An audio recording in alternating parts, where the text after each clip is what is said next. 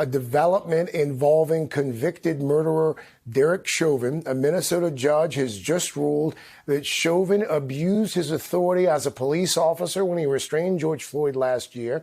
That decision paves the way for the former Minneapolis police officer to get a longer sentence.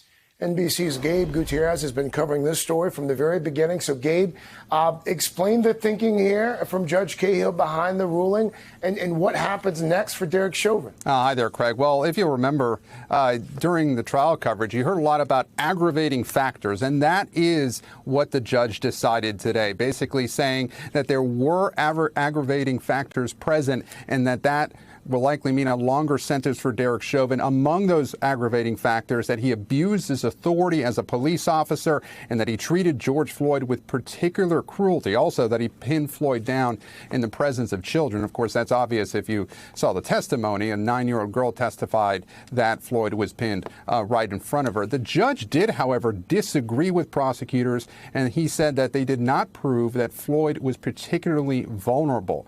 Now, basically, what this all means, Craig, is that if you look at the sentencing guidelines, this most serious charge of second-degree murder averaged 12.5-year prison sentence. But with these aggravating factors, that's kicked up all the way to up to 40 years in prison. And that's what we had been talking about when we said that Chauvin faced up to 40 years in prison. Now, legal experts do say, however, Craig, that he's unlikely to get that much. He could potentially only get around 30 years, depending on, time off for good behavior, and then see the rest on parole. But we're all waiting to see what happens. This basically sets the stage for Derek Chauvin's sentencing, now set for June 25th. By the way, Craig, the last week, those federal civil rights indictments came down. If Chauvin were convicted on those federal civil rights charges, that sentence would be served at the same time of his state charges. And by the way, the 3 other officers involved in this case,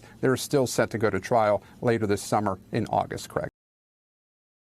Hey, thanks for watching our YouTube channel. You should know that you can follow today's top stories and breaking news and catch up on your favorite MSNBC shows all in one place.